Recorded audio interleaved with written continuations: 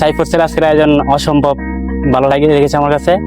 আর এত বিশাল আয়োজন হবে সেটা আমি নিজেও ভাবতে পারি নাই।